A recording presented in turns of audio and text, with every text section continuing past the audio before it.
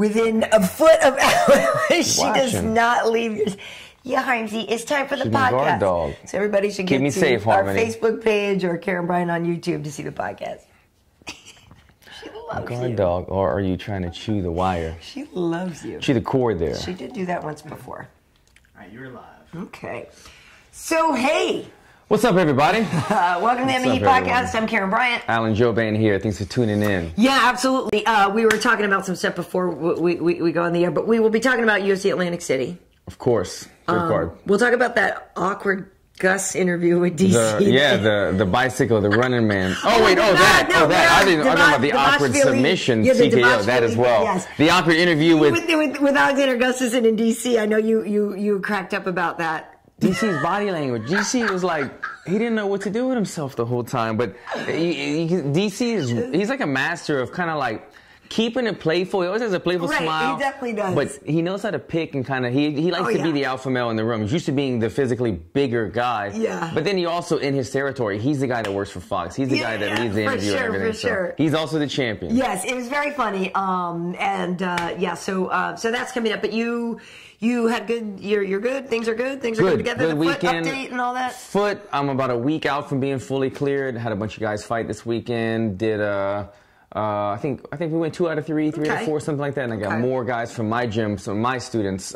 fighting this weekend. So back in full swing with the fights and everything happening. You know, and it's interesting, before we get into all the UFC stuff, because those are all the pros, you know, off camera we were kind of talking about when you go back and you see these smaller shows, right? Yeah. And you see, it's a great kind of benchmark for you, right? Because you see how far you've come. You see, like, when you watch people that are on their way up, you see, oh, that's a mistake he made right there, right? So that actually is valuable for you, right? You to go back and watch these shows. 100%. I remember when Dan Hardy, I don't know why this is dawned on me. Dan Hardy moved to America. We were neighbors. We were training together. And when he got signed to the UFC, and I remember him saying, I was watching HD.net fights all the time, or Access TV, all the time. Yeah. And I was like, dude, did you see the fights last night? And he was like, no, I stopped watching them. I was like, why? He goes, now that I'm in the UFC, I don't watch lower level fights. And I was like, for real? Like, was he stuck up? Was he just arrogant? Was he just confident? Did he know what he wanted? But I get it now, and it might be almost disagreeing from what we're saying, but I get what he's saying. He wanted to only watch people that do the right move all the time to reinforce the right thing to do. Exactly, to reinforce it. But you see it, like you said, when you go to the smaller shows and you see guys making mistakes, you can look at it 2 ways. I don't even want to see it, or you think, okay, this is what I know not to do. I need to make sure I don't do these mistakes. So it's however you look at it, but you do see it a lot more in the smaller shows, stuff that guys that have been professional 5, 6, 7, 8 years, they've already wiped their hands clean of these small mistakes. But guys in the regional shows are still making these small things that comes with ring experience. And I would imagine, you know, if there's any up-and-coming fighters out there watching, I would imagine, you know, the up-and-comers always do watch the pros. But it is interesting because, like, you know, I'm not even like some amazing tennis player, and I obviously watch the pros, and it's encouraging to me to watch a pro hit it right into the net and make the same mistake I made. Yeah. I'm like, yes! Okay. But literally, I was at a hotel the other day when I was in Arizona, and I was watching some people play tennis, and they weren't as good as me, and it was actually valuable for me because I was like, oh, look at that mistake he just made. Look what he just did right there. Didn't keep his head up. Like, so it was interesting for me. But I was just curious what your take is on that, like, because you know, to see where you came from, right? It's also kind of cool to see how far you've evolved. And like going back to your story with tennis, you're saying you're not the best yet, but you're at a level now where you're noticing much more mistakes. So it means that you have learned more because the people in the beginning don't see the mistakes. It's the people that are knowledgeable that see more mistakes out there. Yeah, for sure. It is interesting because I do know now when I screw up now, I know what I did wrong. Yeah. Which is good, you know what I mean? Before you just suck, right? Go back and watch I know exactly what I did wrong there. Yeah. Okay, so in the main event here at UFC Atlantic City, Kevin Lee totally dominated Edson Barboza. You know, basically did the same thing to Edson what that Khabib had done. Yeah. We know Edson is an incredible striker, but you know, obviously the ground game is a bit of a problem for him there, problem area. Yeah. And I'm excited for Kevin Lee, and you know he was so dominant. It was such a great win, but it's like, dude, you got to make the weight. That's the only thing that bummed me out. Yeah. Is you know, granted it was 1 pound and wasn't some egregious error, but if you're the main event, if you're talking about your boy Dustin not being championship material and calling out other people, and then you don't make weight, that doesn't look good. Because this is the thing.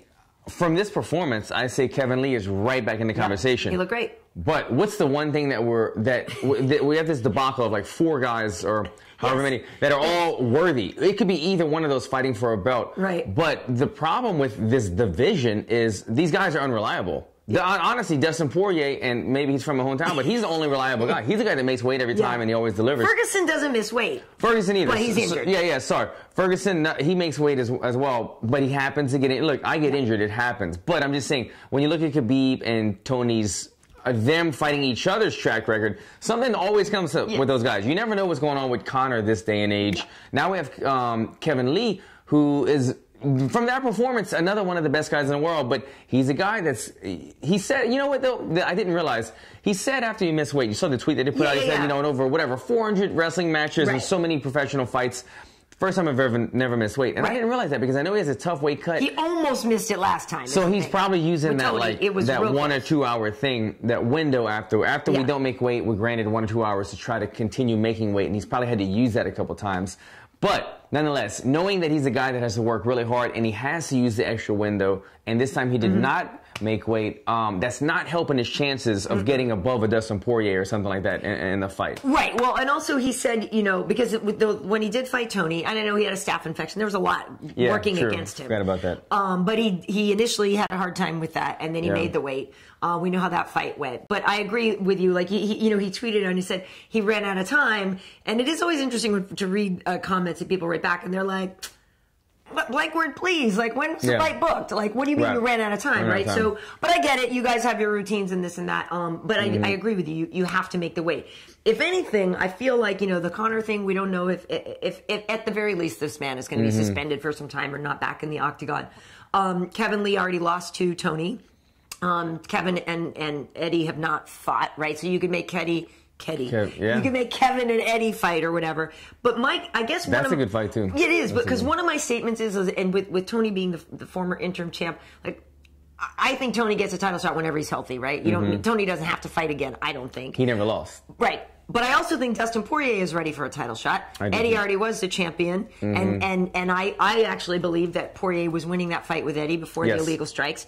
I guess my point in this is, and we haven't seen Tony versus Khabib, but if you watch what Kevin Lee just did to Edson, and you look at what Tony beat Kevin Lee, like, Tony's is a G, right? Tony's a straight up G out of all those top 5 dudes, right? Agreed. And also the point that it makes to me as well, Tony looks like the guy, the front runner right now, aside from his injury. But you also look at Khabib, how dominant he has been. But then I kind of have to take a step back, Karyn, and say, you know what? Kevin Lee was pretty damn dominant himself for however many rounds. I'm trying to remember. It was in the 5th round that it was stopped by the doctor. 5th round stop. So he did it for 5 rounds.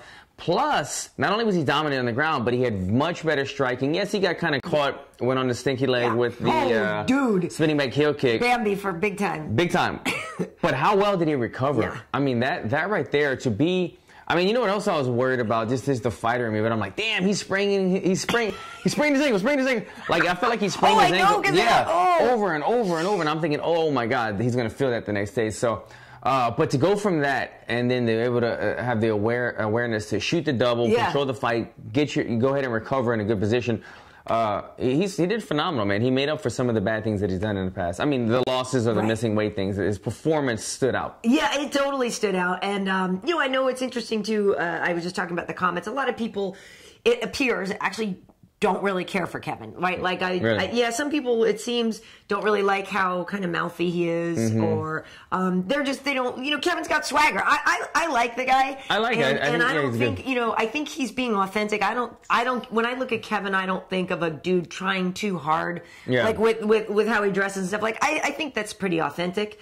So he doesn't bother me like that, But it seems like he does bother some people.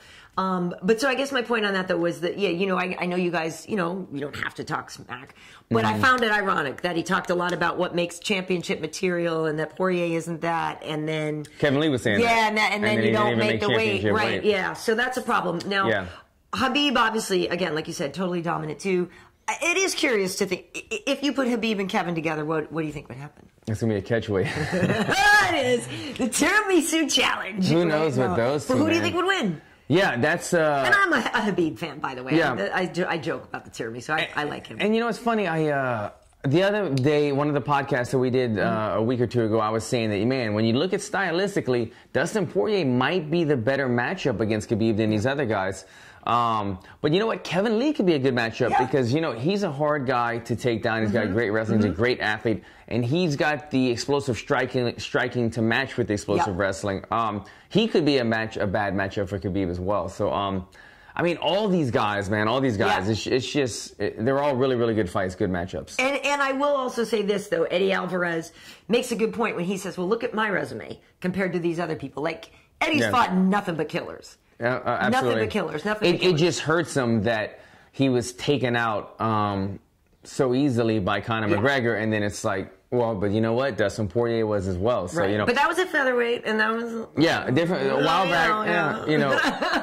But, you know, it's like, it's funny because I was about to say, the one kind of weak link in this group that we're talking about is Conor McGregor. Totally. Because he's the one not as well-balanced fighter as the rest of them, but he's the one that has the most wins out of over all of them as well. So. Right, so you can't deny it. That's the whole That's thing. What makes him the X factor. As much as you might be frustrated by the fact that Conor's MIA, right. He did beat. And you can say all you want, they protect him and this and that, but look, Dustin Poirier is my boy, but he beat Dustin Poirier. He beat Eddie Alvarez. He's beaten the best guys in the world. Yeah, it's just tricky. I actually would be interested to see Khabib versus Kevin. But also I want to clarify something because some people, you know, bless Twitter. Just bless Twitter. Twitter blessed. I do love Twitter. I love Twitter. But the thing about Twitter is people don't quite understand tone and subtlety sometimes. So something you said. I said in the 5th round when the doctor came in and stopped the fight for Edson Barboza. I said, well, that's a crappy way to end a fight. My point is, meaning it's crappy when doctors have to come in and the doctor gets to stop a fight. It's not crappy that Edson was saved from more damage. It's not crappy that, you know, or whatever. Like, so some people understood what I meant, and they were like, yeah, it sucks, you know, but, you know, great performance from Kevin. I'm like, yeah.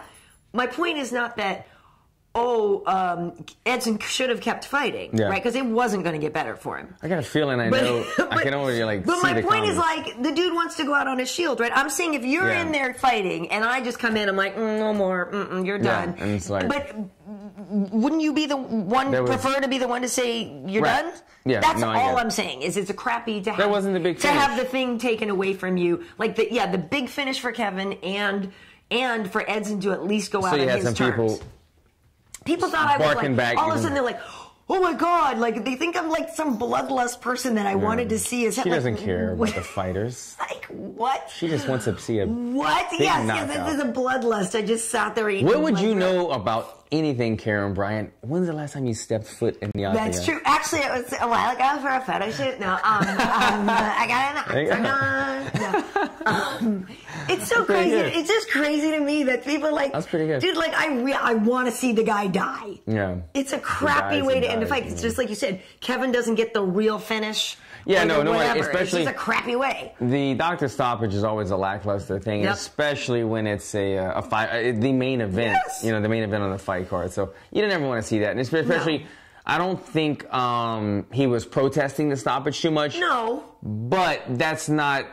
You want to see the bell, whatever. Yeah. Same thing. It's like exactly the same thing, I guess, that Conor said with Floyd. And he was like, I just wish he'd let me either get knocked out or whatever. Like, it's an unsatisfactory... That's what we sign up for, Yeah. For sure. Yeah.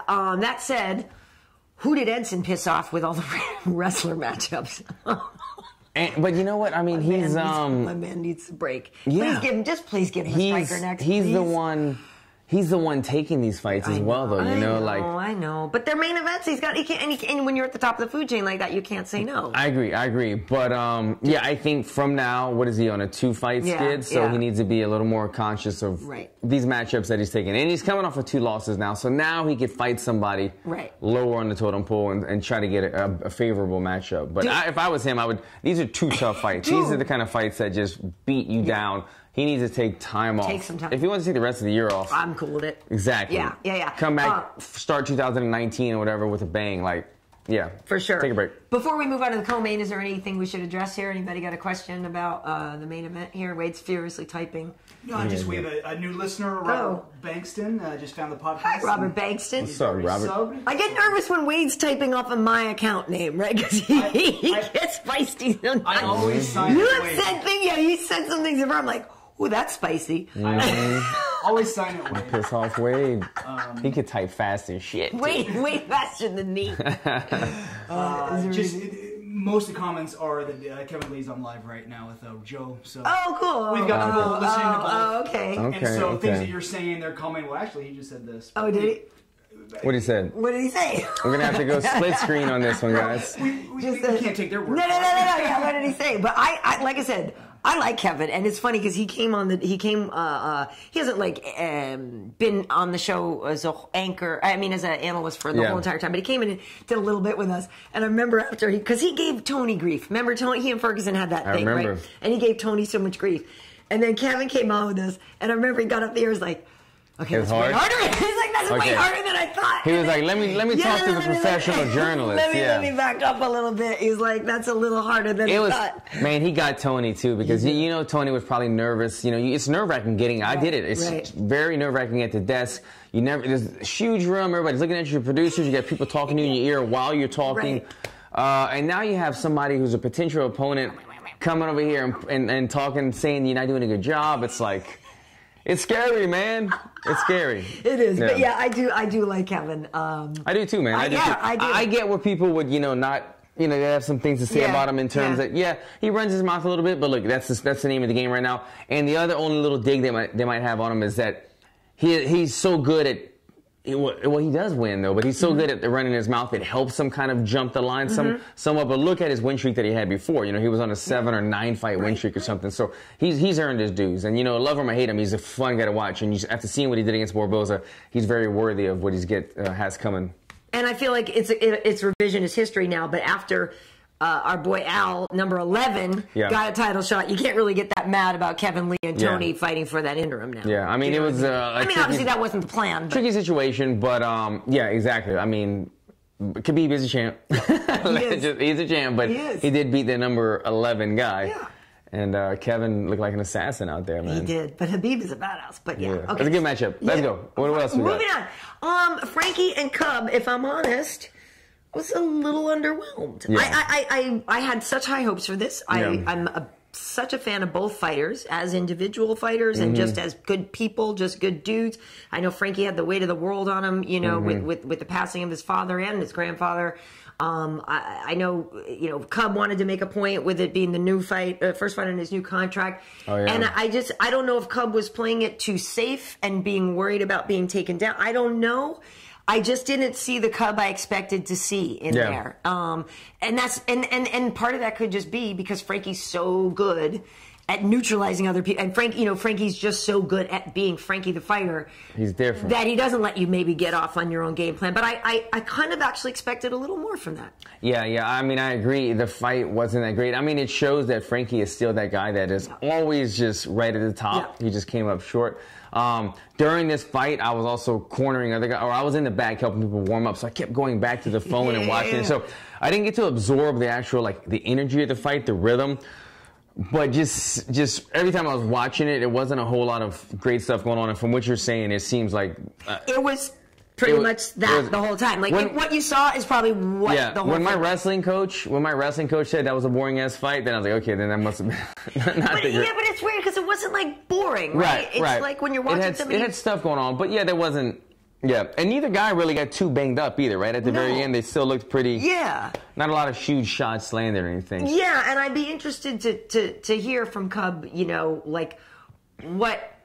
what was going through his mind in there. Do you know what I mean? Because, and again, just because you want to go out and have an all-out war, you need the opponent that allows that to happen. And certainly Frankie is so freaking perfect, at most things that you can't get off on it. It could have been lingering in his mind the concern of getting taken down, getting ground and pounded, getting choked out again, or neck cranked like he did. I mean, he was banged up in that fight. I think when he got neck cranked, he had a broken jaw, so that attributed to him having to tap so fast. Cub Swanson in the first fight, but I think maybe he was expecting that or thinking that so much. Maybe it had him more flat-footed. He didn't expect Frankie to be so sharp off of the gun, throwing those hands. Frankie's got this. He's a small guy, shorter arms, but he's got the boxing, man. He gets in on guys. He lands his shots. Amazing. And also, again, too, there's also could have been, oh, geez, this guy beat me before. How can I do different? You know what I mean? You could imagine the inner monologue of Cub being kind of polluted in there, like with all the stuff going on. Cub, when we bring it, you said he started a new contract up Swanson. He's also training at a new place now. Him and TJ Dillashaw training together here in SoCal.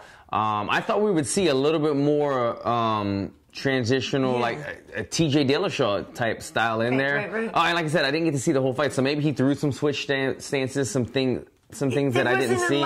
It wasn't. But I wanted to see if that was going to be an attribute to his training, having that kind of look, a champion training alongside of him all the time, or if it was maybe just like too much new stuff for the first fight. You know what I mean? It takes a while, like we talked about. We've talked about this many times. When you change new coaches, new camps, new places, sometimes it takes 1 or 2 fights to really absorb everything you're learning rather than doing it right away in a couple of months. So we'll see. I mean, Cub's always a guy that goes out there and performs, and he'll always be a name. It just seems like a lot of times he's, he does the Kenny Florian where he makes it to the top and then gets knocked down, climbs his way back up, knocked down. You know what I mean? Frustrating. And I don't want to imply that he was bad. Yeah. Do you know what I mean?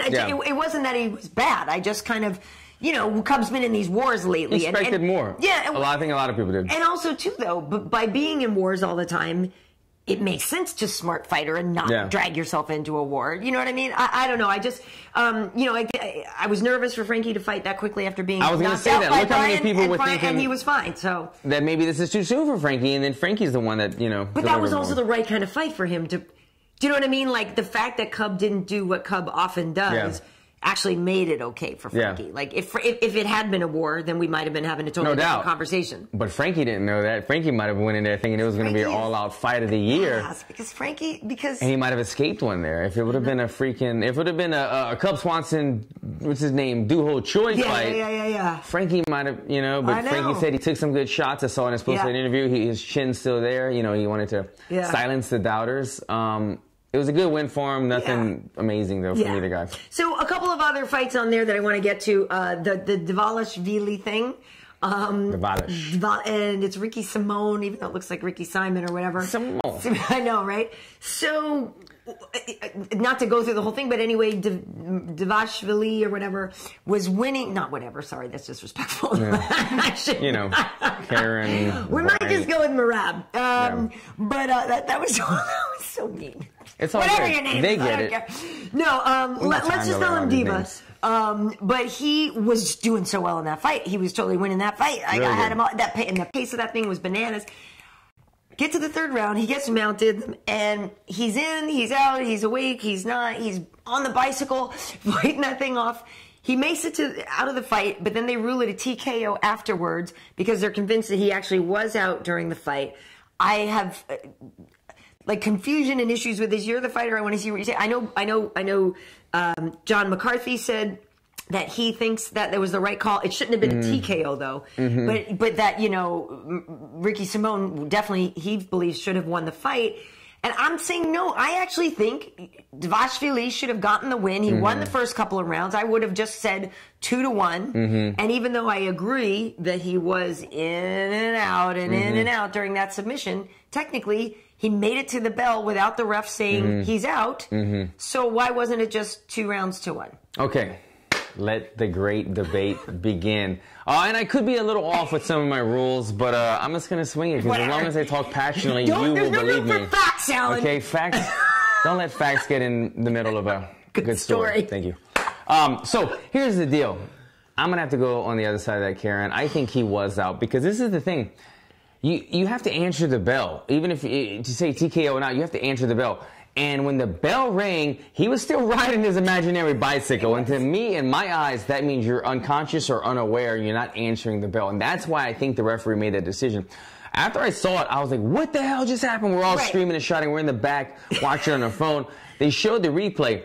And we're going to have to talk a lot about this. Yes. But the deciding factor for me, if I'm the referee that I'm looking for, is when the bell rang once his opponent got off of him, why did he not spring up? He stayed with his arms down like this, and he stayed riding the bicycle. So I thought you could have been thinking the bicycle thing was a defense. I think it was him going into the wah-wah, like the wah-wah world where you're not unconscious, but you don't have enough blood in your brain and you're just kind of like doing this and like trying to get everything back into the blood. Right. So he was probably in and out, like you said. Yeah. In and out. And his feet were just doing this, not knowing why. And then when the bell rang, he continued to do that. So he's in between consciousness, which in my eyes means you're out, you're not defending properly. He never was defending properly. But yeah, I think it was the right call. Hands, right? I don't understand. So that's what he should have been doing. Look, it's not easy once you get a mounted guillotine. You're in a world of shit. But ideally, you either want to have your hands on the choking arm or your hands on the hips trying to shrimp out. Right. Because his hooks around your legs are what's holding him. So if you can shrimp out, hands on the hips,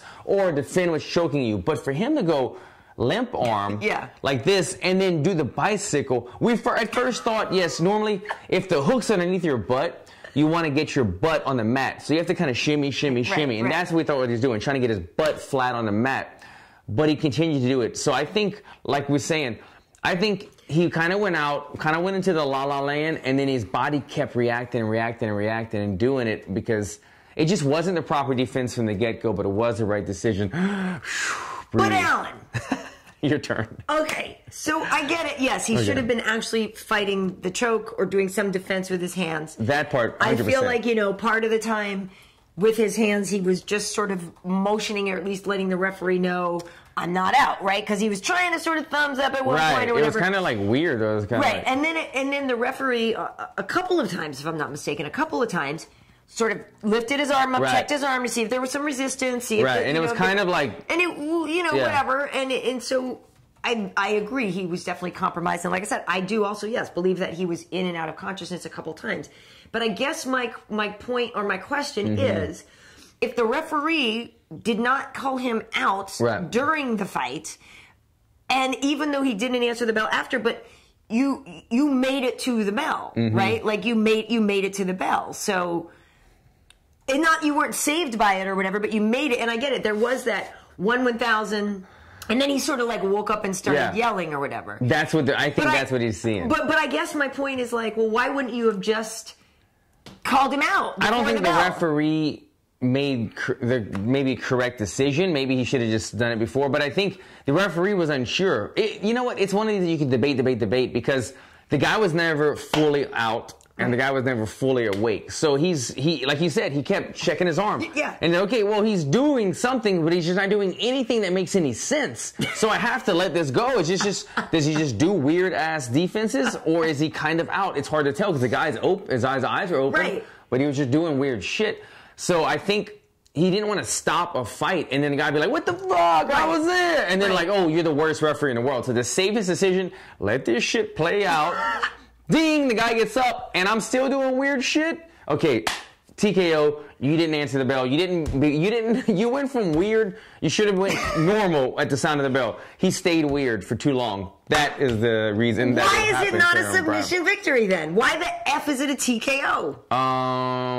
Oh, okay, so now we're getting to the details. Now it's my favorite emoji. I don't do a lot of book work. No. I know, no, the pictures there. Okay, where he's on his is this bike, being shown right now? So this is at 49 seconds. Okay. Yeah. So that, oh my, he was in there for like a minute? He was in there a long time. 34 seconds. Yeah. 23 seconds. He's still kicking his feet. Yeah. His head up. Yeah. And then we go at the last 10 seconds. Right. So they've clapped 10 seconds. Right. He's still looking at the ref, still using his arm. Right. Yeah. Still kicking his feet in the lower picture here. Right. And then boom, the bell rings. And he's laid out. Wrong. He was. So the bell rings up on the left here. He actually starts to sit up. But like I said, it wasn't immediate. There was a 1,000, and all of a sudden he like wakes up and like yells at something. Then the doctors come back in and push him back down to his back, and make him look like he's out. Yeah, but okay, this is another thing. I thought about that. The doctors do come in sometimes. They're like, sit on the stool. But if I've been on my back getting choked for 1 minute, and then I sit up. And some doctors like sit back, lay back down. I'm like, get off me, I'm good, you know. But he was still talking about like jibber jabber jibber jabber jibber jabber jibber jabber. You know what I'm saying? Like, I honestly, when this fight ended, I was thinking, dude, that's brain damage. Like that's the kind of because that's a lot of oxygen. That's an elimination of oxygen. 50, like 50 seconds that he was in that position. Halfway drowning or something, right? I just that does 49 seconds. So if you've ever been like in a triangle, triangle's the one that always creeps up on me. Like a lot of times I'll go in a triangle. I will never go out, but I'm in this position and I don't want to tap or something, and then the bell rings, and then or whatever happens, however it stops, right. And then I'm still awake, but then I'm sitting back on my feet and I'm going, and I'm like, oh, and it takes me like 30 seconds where I'm doing this weird like wow thing. And that's what I think he was in the entire time. And so when the bell rang and he was still doing the wah-wahs, that's what happened. I don't know if he made, I agree with you, a TKO, a submission victory, or stop it during the fight. That's up to the referees. That's why they pay them the not big bucks. But $200. They did get fun of that. But and that's the thing. And I think it probably is literally, and we're making light of it, but it is probably a specified thing that when a fight ends like that, it's ruled a TKO. Just regardless, you know what I'm saying? Like, because he couldn't answer the bell, right? Even though we know it was actually a submission, but that's the weirdest part to me. I mean, even though I do have issues or whatever, the weirdest part to me is the TKO. Yeah, but you know what? Think about this. We have the benefit of, we're looking at it frame by frame right now, trying to break this down. Zapruder film. He's doing it live, and if you think about all the different scenarios live, I think he made the safest call, because if he would have stopped that fight at 45 seconds, then the dude would have been like, what the hell, dude, I'm good. Right. Or if he would have just like, I don't know, any other scenario that could have happened. I think he let the fight play out, and then as soon as it was done, and the guy should be saying, okay, look, I stopped it. The guy looked like he was out on his feet or out on his back, and he didn't look normal. So then he made the decision, okay, you were out the whole time. I was giving you the benefit of the doubt. But it was definitely a weird one, man. And we watched it a bunch of times. Totally. And how crappy, too, to have been, like, running the fight the whole time up until that point. That's the thing. And listen, the guy, what's his name? Simone. Simone is a beast. He beat one of my guys at Black House in the LFA for the belt. He beat a beast of a teammate of mine, and that was only a couple of weeks ago, or maybe about a month ago. That victory got him the call to the UFC, and so for the other guy who lost to dominate such a tough guy. Like he did, but then to lose at the end. It shows that they're both good athletes. But like you said, they got the fight of the night bonus, man. It made it entertaining for sure. For sure.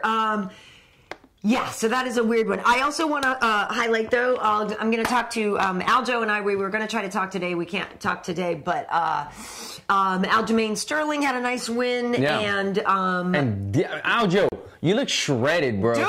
Like, eat some food, homie. Like, that's crazy. Your six-pack's nuts, man. He looks great. He looks crazy. Great. Well, so, he is Jamaican. As people know, I'm half Jamaican. So, stop trying to claim, six-pack credit or something. I wish. But he said something about, like, how he wants to make MMA in Jamaica as, he wants to be the ambassador for MMA, like Usain Bolt was for running. So, I'm going to be talking to Aljo about the fight and about that call out of Dominic Cruz, because you must have. Oh, I missed that. Dude, afterwards, he called out Dominic Cruz. Okay. And that takes some nerve, you know what I mean? And Aljo talks about how he believes he's the best grappler in the division and stuff. So I am going to catch up with him like that. But literally me, Aljo, we've got Touch and Go, Uriah Hall, like a bunch of us are trying to make this Jamaica thing happen. So we're going to try to do it. Well, Maxi Baby with his UFC Hawaii, we're like, hey, which we know isn't going to happen. I'm down to go to Jamaica too. Dude, right? Come on. And I like you, Aljo. I like your swagger. I like watching you fight. I don't know, best grappler in the division. I'm just saying, there's some tough guys. There's some tough guys. Was it Caraway out-grappled you? I'm just saying. Wasn't it Caraway? Was that the fish hook? Might have been. I don't remember. I think he just... I mean, it was a boring fight. But I think Caraway took him down for like 3 rounds, so you can't... But that was a little while ago, Alan. I mean, people don't get better. I'm just saying, okay, you got better. I mean, your six-pack looked like you got better. You're envious, aren't you? You had your emergency six-pack for your... He got like his post-weigh-in. He was like shredded and he had this gold chain on, and like I think he even had a grill or something, but... I was like, dude, his striations and stuff, like, it was way, like, not normal at all. And I'm about to run this part of our show into the interview with Aljo when I talk to him. Show him it. Show him it. I am six-pack envious. Oh, nice. I'm an old man now, though, back in the day, he would have been in trouble with the six-pack. With the 8-packs. Kids these days are so back shredded. in my day, anything? Oh, what's up? Well, there's a lot of comments right now about... Everybody would love to see you guys on Joe's podcast. Well, no kidding. So would we. Whose podcast? Joe Rogan. On Joe Rogan. So Never I heard actually of just typed. I said, correct me if I'm wrong, but I said you guys would too. So who doesn't want to hang out with Joe? Tweet to Joe. Let him know. Let's do it. Yeah, Joe's such a good dude. He's such a cool guy. Yeah, I would love that. That would actually be really, really fun. Other standouts from the night. David Branch got the knockout. I was about to say, and I mean, like, a knockout, but over a beast. Marreta's been on a tear, like a 4-fight win streak. To me, that guy, every time that guy fights, you know, I think he made his debut in the UFC against Uriah Hall. If I'm remembering correctly, I think it was against Shogun Henderson, that war that they had. It was one of those fights. And I remember thinking, this guy thinks he's going to stand with Uriah Hall. And he stood with him. Uriah Hall won the fight, but I was like, oh, this guy's good. And then since then, he just goes and he just kills people inside the cage. It's crazy. And with those head kick knockouts that he's had, tough guy. David Branch coming off of, you know, some tough losses, some tough fights. Yeah, the Luke Rockhold fight was not great. I was thinking, man, why are they feeding Branch? Why don't they give Branch somebody that, like, he could, you know, get some momentum going? Right. But, man, great job, David Branch. You come off of a tough loss and then put away one of the tougher guys in the division, like so with the highlight knockout, who I believe he got fight of the did they get a performance? They probably did. They should have. I would think he got a performance from that. That was a huge statement that Branch made coming in off of a loss. Well, you can't give him chumps because he's a former champion, right? He's a former champion. He has to come in at a high level. You know, this is the fear that you have with that, though, is what's his name that came from Bellator, the champion? Eddie? Who fought welterweight with his 85er, Dominican Republic, or Cuban. Hector. Hector Lombard, thank you.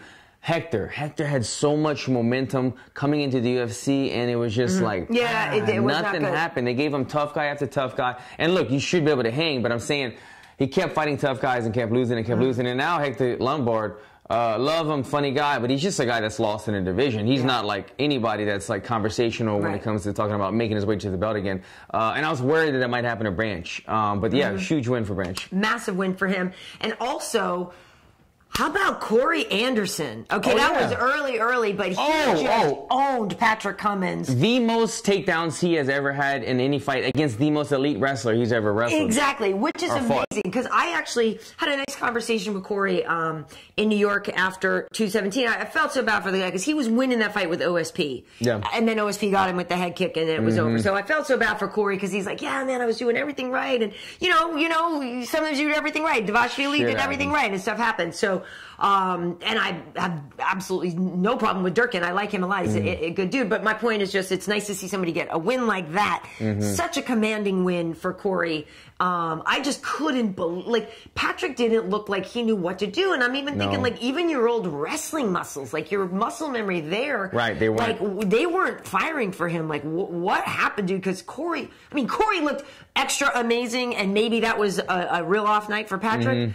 I just was like so impressed with what Corey did. It's like you say, you know, there's black belts and there's black belts and this and that. Both guys were All-American wrestlers. Yeah. How was this going to play out? But once you become two of the same, two All-American wrestlers, two guys who fight MMA, then it just becomes down to not only, I'm not saying Corey isn't the better athlete, the better wrestler, but just like God-given ability. And you can just see from the get-go, Corey was just calm and smooth, and he was like, I'm faster, I'm better, I'm better in every way. And he beat him on the feet. He beat him in wrestling. And I don't think that Patrick Cummins has quit in him, but his drive to fight, take the takedown was thrown out of the window by the first round. Going into the second round, Corey Anderson was just knocking him down easy. You usually see, like you said, All-American wrestlers, they have that just like chain wrestling, you have to get a takedown. You sometimes have to do chain defense. You're sprawling left, right, underhook.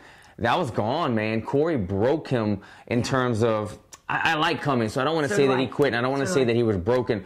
But his ability to say that I have belief in myself to keep fighting this takedown or to do anything like that, it was gone. After he was down, he was like, shit, I'm down. And Corey just owned him, man. It was a beautiful performance by Corey Anderson. Did you see, I think it was in the third round. Corey had his back. They were on the ground. He had his back. And it's either like his corner or somebody called out for something. I don't know what, but like Corey was like, nah. No. Like, and because I think they were like, you know, sink the choking or whatever. And I feel like he was just like, now I'm going to toy with him a little bit more. He felt like, comfortable. Let me just do my thing. Like, yeah, he didn't feel any threat or any danger at all.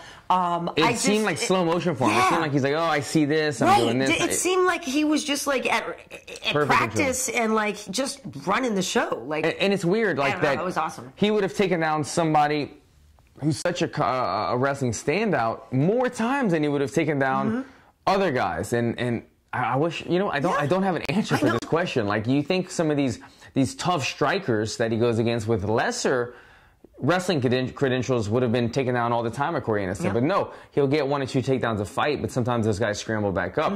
But once once Cummins said, shit, I'm usually the best wrestler, and now I'm not. Yeah. It's over. It's over. He gave up on it. Corey's hands looked pretty good too. Looked good, man. He looked good. He looked like the same guy that was being hyped up a year or two ago, and then he had suffered a couple tough losses. Now he looked like the same guy that's getting that momentum back. Yeah, it was a solid win for him, so that was good. I think that was kind of the main things from the show, from AC. Anybody have any questions about stuff in Atlantic City before we move on to just a couple of other things? Not too much more. No? The bonuses, I'm assuming, so that was the fight of the night that we spoke about with the bicycle. Then I'm assuming the other two bonuses were what's his face? Who took out Dan Miller? Hooker took out Joe. Well, that's what I was thinking. Right. But did Hooker not get a bonus? I'm not sure. Actually. It was. I do love that he called out Paul Felder like right there. Hooker did not. Oh, that was the thing. But dude, that's nerve. I'll call out the dude interviewing you. It was perfect on both guys' parts, because if I'm Hooker to get in there with Paul Felder, and he's the not obvious, but he's the guy that's ranked higher than me, that's a name, and he's standing right in front of him. Why would you not call it out? Right. And you know it's going to get like more publicity because it's going to get replayed. And then Paul Felder, he had a great response. He was like, I've been waiting for the day that a guy can stand in front of me like this. Because he's got to know, he's commentating on guys in his weight division quite frequently. And eventually, and look, Paul Felder, one of his go-to lines, because this is the state that we're in the UFC, it's like, who do you want to fight next? Who's next? Who's on your radar? After doing that so many times, you know somebody's going to end up calling you. And this was the one. It was a beautiful call out, a great response by Paul Felder. And it looks like the fight's going to be made. I mean, if two guys want to do it, boom, boom. That's no word for Sean Shelby. Let make it happen. And it makes sense. Although I am still pissed that we don't see Iaquinta and Paul Felder, because that I really wanted to see. I actually really wanted to see that. That's why I'm still mad at Connor. Yeah, man. He screwed up so much stuff. But I loved that. I thought that was pretty awesome. David Branch got performance. Okay, Branch got it for that. That was sweet. Sayar. Oh, Sayar. Yeah, I love he got the front kick. Oh, dude. I gotta say though, I feel like Hooker got robbed. Like Hooker knocked somebody out with a brutal knee, and then Jim Miller to knock out Jim Miller with that knee compared to the front kick. It probably hit the liver. I get it, but I like Sayar a lot. So maybe I'm just anti any other welterweight in the world. You are hair drinking that hair. Sorry. Sayar's one of those dudes that it's unfortunate with the injuries and stuff that we haven't seen him as much as we have. I remember because he was on the card in Sweden 6 years ago. My first, I'll get into this because we talked to Gustus on the UFC card. Yeah, that card in Sweden. That was like my 6 years ago? Yeah, that was my first. I I've seen him fight twice. Show with the UFC, and that's what Sayar had this sneaky little uppercut thing that you almost didn't even see, right? So I just really like the guy, and it's just been, to me, it's been one of those things that's like the frustration of him not being active. But that kick, it was like and then it was like, the delay. I was like, oh, that was those brutal. front kicks to get you, especially if it hits the liver. It was a great shot. It was. When I think of, they were down to who gets the last bonus, like the delay reaction body shot or the brutal knockout to the face. I'm more of the fear factor, the blood, all that stuff weighs in heavily with me. I would have given it to Hooker as well. I would have. But speaking of Gustafsson, speaking of Sweden, so last week he came over, and somebody had commented on the interview. I did a nice interview with Gus, and you'll see him even signing his new contract and everything in it.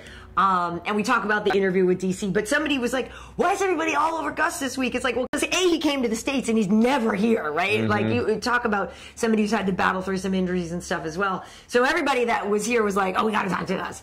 So I set the stuff up with him to come on UFC Tonight, which was really fun.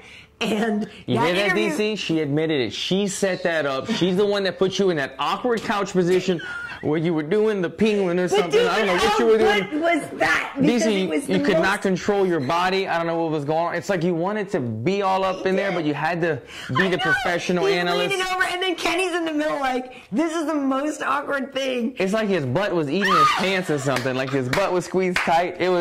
I was dying, man. I was like, what's DC doing right now? It's like trying to jump out of the chair, but also plank at the same time. It was funny. It made for good TV, nonetheless. It was good. It was so awkward. So I asked Alexander about that, and he's like, yeah, no, that was pretty awkward. Yeah. And also the fact that when we bring that darn punching machine out, Alexander was doing way better in rehearsals, which is the same thing that happens to a lot of people. I know, and now the dog is licking his feet. My like girl. RC loves Alan so much. Trying to make his ankle feel heal that foot. She got the healing power and the harmony. But no, Alexander was doing way better in rehearsals, and also he just stood there and punched it. Everybody else like runs up to that thing, and we were like, Alexander, you got to run up to it, and he was just trying to do whatever. But so like his score is not great. But trust me, he does way better than that. And if you can see John Jones's face, you know that Alexander can hit it hard. This is the thing with those machines. You have to like crow hop them. You just gotta like just. We have to what? Just crow like at the bar, just in the middle of a field, just run up like you said on a crow hop. I don't know. That's what we called it back in the day. You cannot do bayow. You cannot turn over, shift the hips. That's like what works in a real fight when we're trying to. Be tight and all that good stuff, but there's no technique. You gotta make it ugly in that. You gotta just make it ugly and do it. Tyron Willie did a pretty good one. He I think he had a walking, running start and kind of got it going early. That's what you gotta do. But when you see it in Brian Ortega, Ortega crushed it. He killed it for like a guy that's not known for striking really, and he's a 45er. No, he did well. He did very well. But Alexander, we were talking to him, and he was saying that he thinks he could get rid of John Jones within 3 rounds if it was a straight boxing match. He says he could eliminate John Jones within 3 rounds. And so, the thing is with Gus, he's going to try to stay healthy in case DC or Stipe gets hurt. Yeah. Because obviously he can fight a heavy. The dude's gigantic. Yeah. But he talked about John Jones, and that fight was so great with John. This fight was so great with John. Just really looking for these rematches. And it's interesting because he's saying, he wants to get an interim title because DC is busy, fighting heavyweight. And it is really interesting to me. I just love the fact that he's re-signed and he's only 31. I had no idea. He said it the other day. We're at Fox and he's like, well, I'm only 31. I was like, oh, sweet Jesus. I was sitting next to Bisping. And I was like, Michael, I said, did he just say he's 31? Yeah. And both of us were like, oh my God. That man could be your champion now for several years, right? Because DC, whether or not he gets a rematch with DC's done next year. We don't know when John is coming back. Is that what it? Yeah, because DC's not going to fight past being 40. So he's by the time he's already said he knows the expiration date. Next year, his retirement. Done. So he has probably Stipe and then one other fight. Probably. I know it is sad. Yeah. But so Gus is only 31, and even though he's been dealing with injuries by not being an active fighter, he hasn't been dealing with all those concussions and blah blah blah blah blah, right? All that stuff. So and we don't really know when John is coming back. And when John does come back, I would love to see those two fight again because it was incredible. But I just love the idea that Alexander is going to be with us for some time, and he's nice and young. But please check out the interview because we had a lot of fun. He's a good dude. Yeah. We talked about a lot of stuff. Yeah, no, it's good. And he looks huge. I agree. He's huge. When he came on set, he looked like a damn heavyweight. He looked like a monster on there. He's huge. He's huge. A big man. So that was kind of fun. So like I said, I'm going to be talking to Aljo later, and I gotta get my trying to get some of my other ones for Rio. So Nick Hine is here in town training with our good friend Antony Hardonk and Vlad Matyashenko and stuff, our good friends. So we're going to probably go to the gym with Nick and catch up with him. He's a very good dude, too. Yeah. Nice. Yeah. So what you got going on this week? You almost did a rap video today. I won't say with who, but she missed out. By not having Alan in the video. In my fingers. They couldn't. You gotta come up with the money. If you want Alan, you gotta make it rain. If you're A-listing, make it rain. Gotta make it rain. Yeah, I'm gonna say a little video shoot today. Didn't happen. We'll go on to the next one. But this is pretty much, I think, like my last week. I was talking to my manager Kyle the other day. He was on the phone with Sean Shelby, so we're trying to get that fight booked. We're looking at July 7th. I don't have an opponent in mind yet, but we just said, look, Alan will be healed and ready to go July 7th. Throw us some names or a name, anybody. We're down to take it. So that's what I'm shooting for. It's already looking like an amazing card, so I'd love to be on that one. She's just like... What? And you guys are answering some questions. We had a question, what kind of dog? Oh, it's Heimsy. Harmony's a Malshi, a mix between a Maltese and a Shih Tzu. A Maltese and a Shih Tzu. She just had a birthday. She's 3. She turned 3 on Saturday. Oh, that's all she is? Yeah. 3. You a young one. Yeah. He's too old for you, honey. Alan indirectly answered questions. People were asking if he could step in for Santiago. Oh, Ponzinibbio, against Usman. Oh, man, yeah. Dude. 3 weeks. That card is such a bummer. That card is just a disaster now.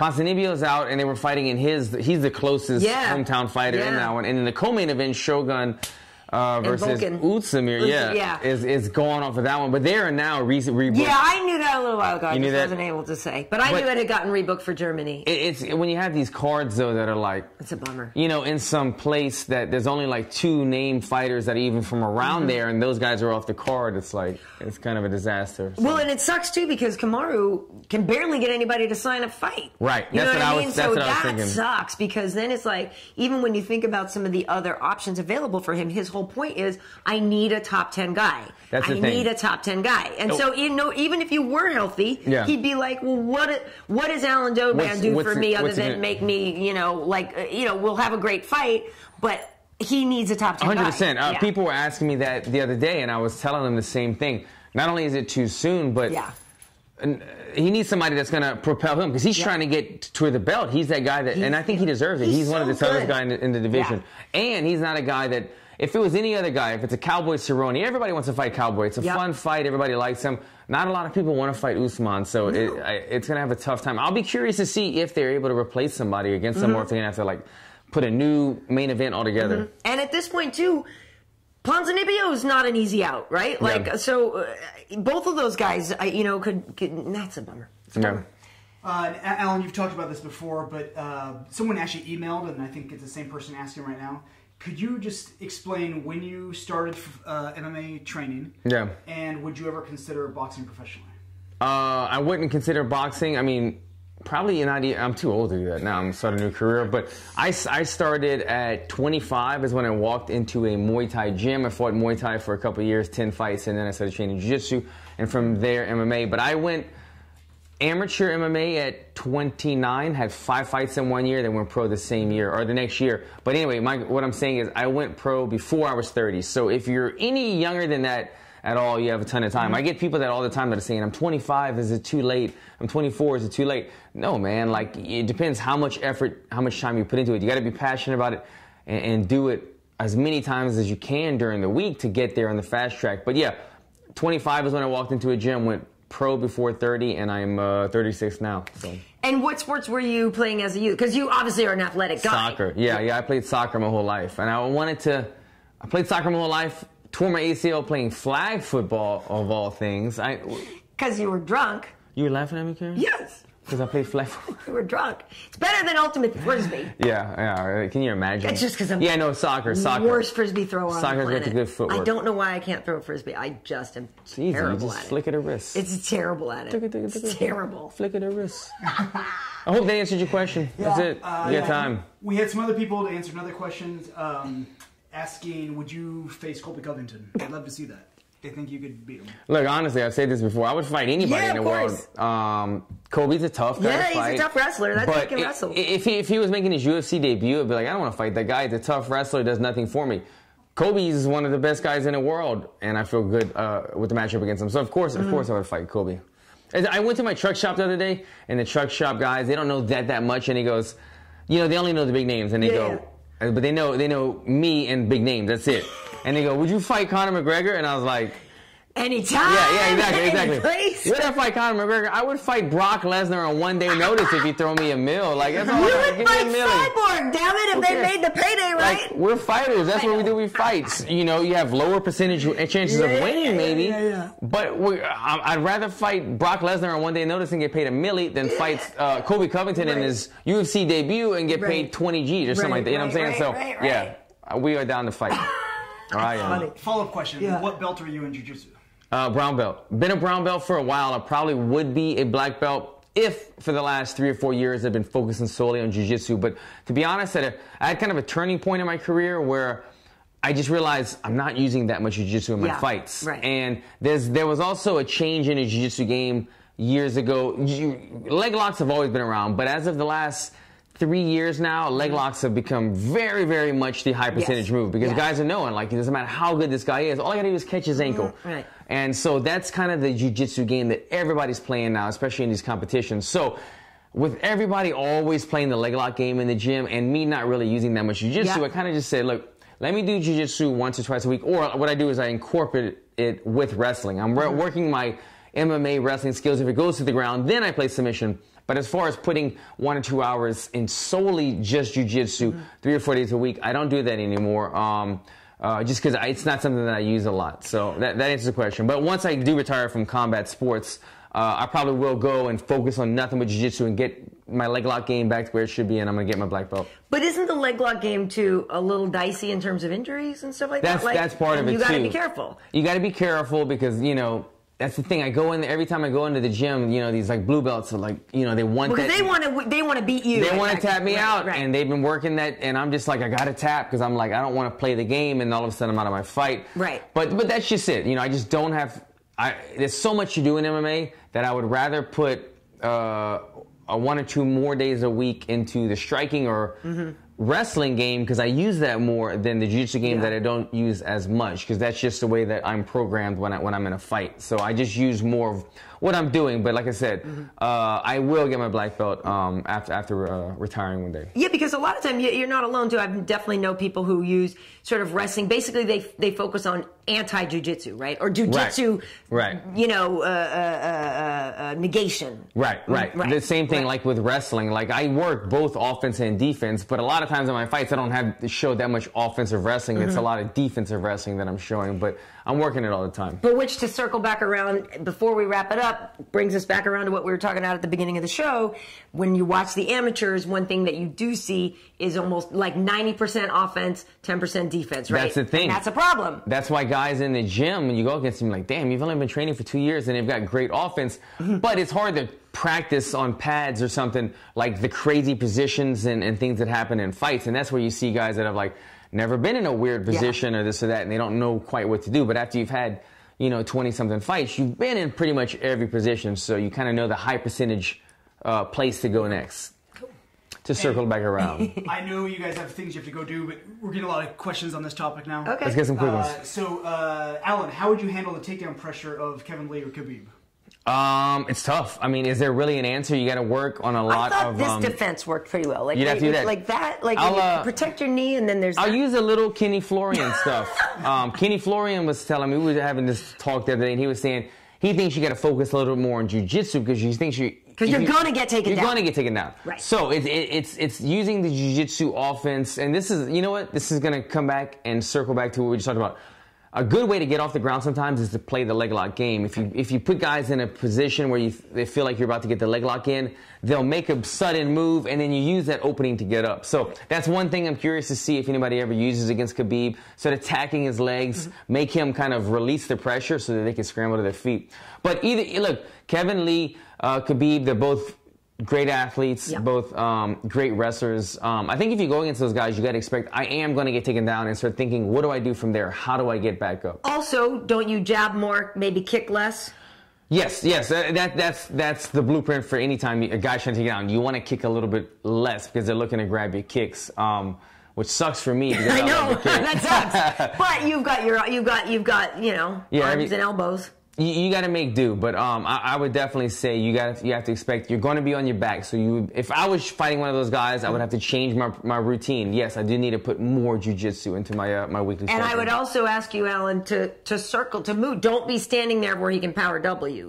Make him have to hunt you down a lot more. Yeah, because what they're trying to do is they're trying to put hands in your face and make you do one or two things. You're either going to eat the punches or you're going to block the punches. And as soon as you block the punches, they're looking for the explosion. So you have to get used to seeing that. Get guys that are punching you and shooting at the same time.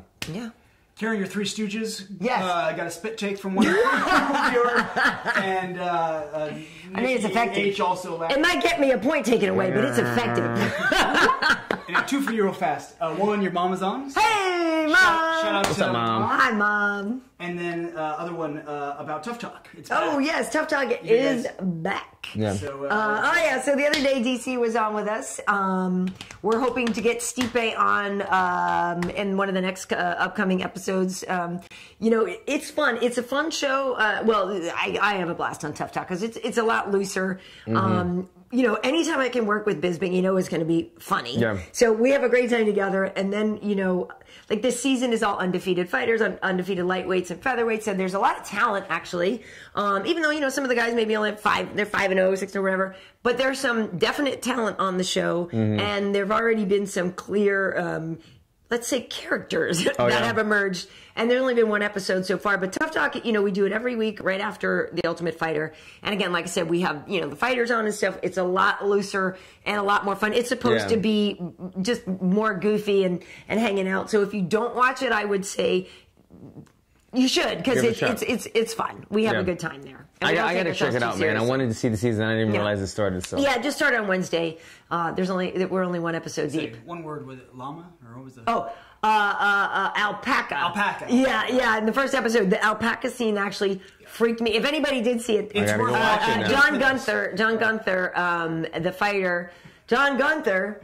Who is an interesting character, but for his job, he shaves alpacas. Oh yeah, he travels the country shaving alpacas. Yeah. He travels doing it. And when you see what it actually takes to shave an alpaca, wrestle it to the ground. It's incredibly disturbing. Oh really? It's incredibly disturbing. It's like a 3-man job. He's literally putting a choke on the neck. He's sitting on the alpaca, like triangling him to it's disturbing. The alpaca's screaming. That's like the sound of I gotta go watch this. It is the most disturbing thing I've seen in a It was on, and they showed it on the show.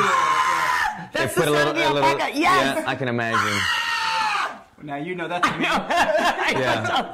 But that's what it sounded like. I was freaking out watching it. I would tell you what it's the weirdest thing. Trust me, it's compared. The only thing I can compare it to, I used to help my grandfather with with the cows, and yeah, they didn't like it. No, they weren't loving it. No. You castrate a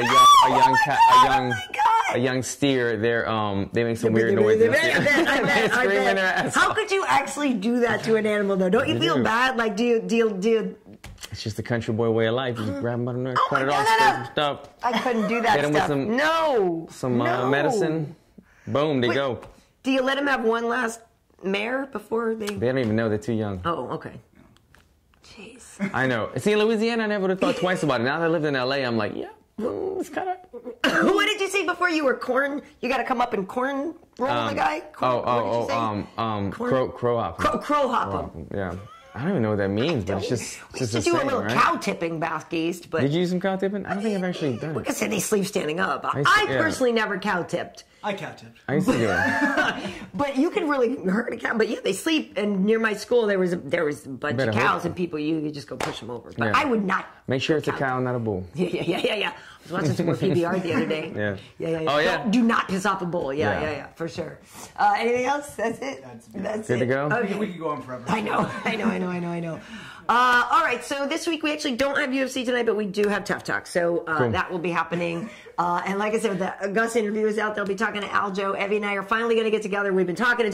And now the thing is that Evie got she got more jobs. This woman worked so hard. So every time we're about to do a Trocasal, then she's like a correspondent and stuff for Brazil in Vegas. So something will come up and they send her out to go do this stuff. So, but we really will catch up because I know she'll have some backstory on Edson and stuff like that. So it'll be good. Good stuff. I put out 3 or 4 new videos on my YouTube channel. So go check those out if you want to learn anything about Thai pads, focus mitts, hand wraps. And also I did one on people always ask me, when you wash your hand wraps, they get all tangled up, they get all bird nested. How do you prevent that? So I put a quick 2-minute video on a tip to stop that. YouTube/Alan Jouban. Check it out. Don't you put them in the laundry, the lingerie bag, and then put them in the laundry? I don't have a. You gotta watch his video. I don't personally. I would put them in the bag so that they don't get twisted everywhere. They're in the bag and then they get washed. She's smart. I don't know what a lingerie bag is, but she's on to something here. Watch the video. I did not say the word lingerie bag. Yeah, in the video. Lingerie bag. Wait, you just said something too that just made me think of one other thing I was gonna ask you about. So I have a feeling your video could be more interesting. My lingerie bag. Yeah, I'd love to see how. The come up with delicates some candlelight. Yeah. It's gonna be nice. Oh my God. Wade would edit it all nice. I'm sure. What was that? I don't know. I was gonna ask you something else now. I don't remember what it was. I don't know. Figure it out. Oh, and if you guys have some questions about videos, shoot them to me. I'll do them on the channel. So right. Okay, so you are watching this podcast on YouTube/Karyn Bryant. We also put these on MMAHeat.com, and if you are looking for an audio download, go to MMA.audio, and that's where we have the iTunes links, and I think Stitcher or SoundCloud, one of them. Boom. Stitcher as well. So got it all for you. Yeah, and I'm KB Heat on Instagram, Karyn Bryant on Twitter and Facebook and all that. In the meantime, go to your local fight shop and ask for a lingerie bag. Karyn said to get a lingerie bag. You know what that looks like? I don't even know what that looks like, a lingerie bag. I can show you. A mesh bag. Yeah, okay. Yeah, okay. That's good. All right, guys. Take care. Hope you enjoyed. Peace.